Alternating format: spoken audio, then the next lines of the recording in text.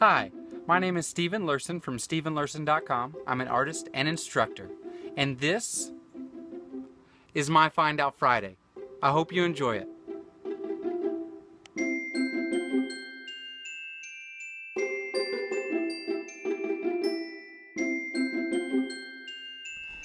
Alright, let's go ahead and check out what Donna has sent me for Find Out Friday. Oh wow. It's like rusty wire. I know we're going to be doing something in 3D. Have a Pam Carricker Stencil Girl 9x12 stencil. A stamp that says the greatest pleasure in life is doing what others say you cannot. That's cool. And one Liquitex paint marker, professional. That is a big tip. Awesome. All right, so I have no idea what I'm going to do, but I do have this simple 11x14 canvas panel here. So I have a blank canvas, and I am going to go ahead and get to work. Okay, so what I'm going to do, inspired by this stencil, so what this stencil is it is an abstract doorway to a heart hanging from a tree branch through the doorway. I'll take that inspiration of seeing through a doorway, and I think I'm going to make one of my abstract backgrounds that I've done recently. So I'm going to lay down just some water. Treat this blank canvas as if it were a watercolor paper. And a little while ago I picked up some of these Liquitex inks.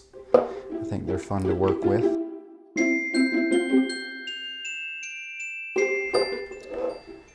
So I have Cerulean blue and Quinacridone magenta. Just going to kind of pour those, roll it into one another.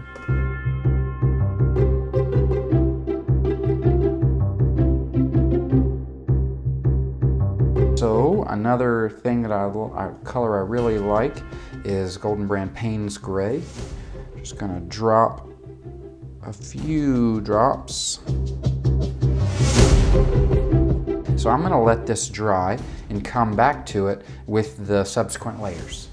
I was getting impatient with how it was taking a while to dry, so I just broke out a blow dryer and started hitting it with the blow dryer, and immediately I started seeing all the puddles move around, and I thought it was fantastic, so I kept rotating it and changing the angle of the blow dryer, and it ended up creating a lot of really cool marks. So now we're going to move on to the next stage.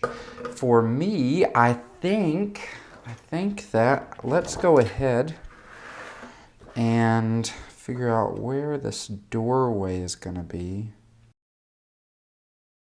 Maybe we'll just go with that. So I'd like to use some white paint because I use so much. I just keep it in bulk. Let's see. So I want to dry my brush because if you want to get really crisp, clear imagery, like if I wanted all those little specks to stay exactly the same, I would need to use a paste, like a light molding paste or something similar. But since I really am just wanting to get some of the abstract qualities. Oh, I didn't dry my brush, so it would bleed significantly if it's wet. Squeegee my bristles out. Okay, that's better.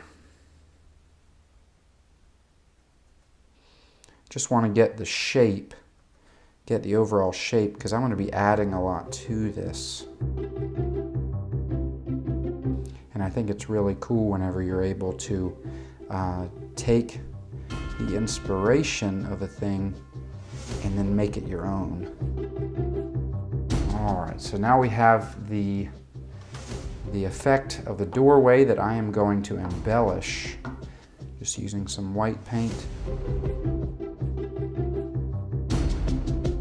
Going to disguise or mask over the majority of this outline of the white, of the outline of the color.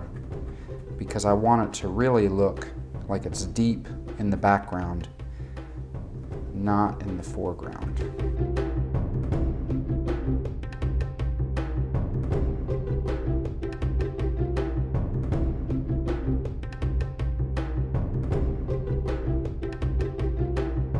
So I'm back. I've added a number of yellows, yellow-orange, and a variety of other warm colors.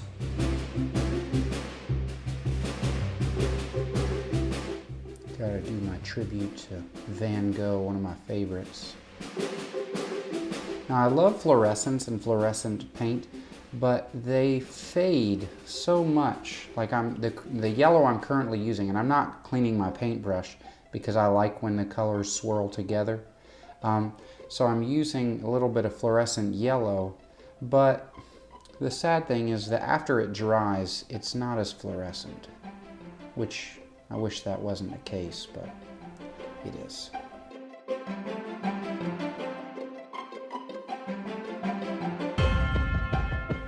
thing about adding layers is that every time you add a layer, even if it's just a layer of dots, it pushes the layers that you already laid down. It pushes those other layers back in space, so it creates more depth.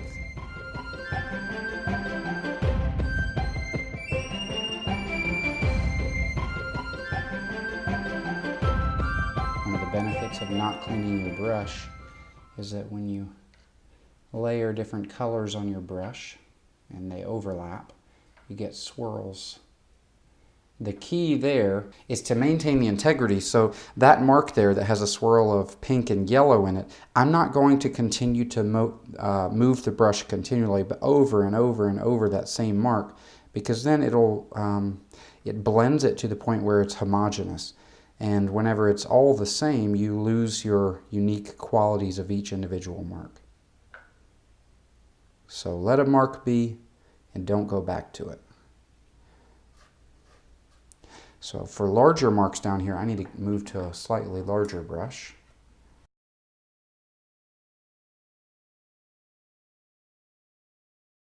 Canvas is dry all the way. I'm going to break out this awesome large tip Liquitex paint marker. Now I will be using this in addition to the small project. I would generally use something this large on a larger surface, larger canvas. But we'll see how it works on a smaller one as well. So you have to shake it really well, and then whenever it was brand new, I haven't primed it quite enough. You just hold it down, depress, and now it's flowing very well with some deep Prussian blue hue. I'm just gonna use it to create some more energy, some patterns.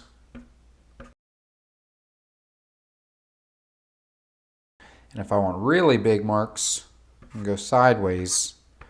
Variety is the spice of life. Now the purpose in doing that is to create a wider range of marks. Different tools you use will create different marks. So if you use a larger brush, that'll create one size all the way down to the tiniest brush with a few hairs. That's going to create a much smaller mark. And you can also use other items to create marks, be it sticks you find in the yard or palette knives. You can turn a palette knife on its blade on the edge and create super fine lines, or just smudge the paint like we've all seen done many times before. So I've been able to use that Liquitex paint marker, and now I'm going to break it out the white paint and edit some of this bright color back. The reason that I'm putting white again is because it adds mystery whenever you layer the background color back over the foreground color. The reason it creates mystery is because whenever you can see the white, or any real background color for that matter, when you see the background overlapping the foreground, it's not so easy to figure out how it was done, especially if you have some of these overlaps like this.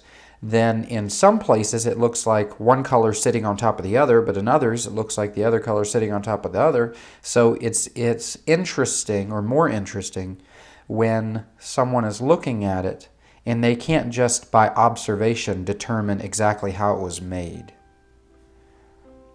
And layers, and layering layers really go a long ways at helping create a more interesting and mysterious surface.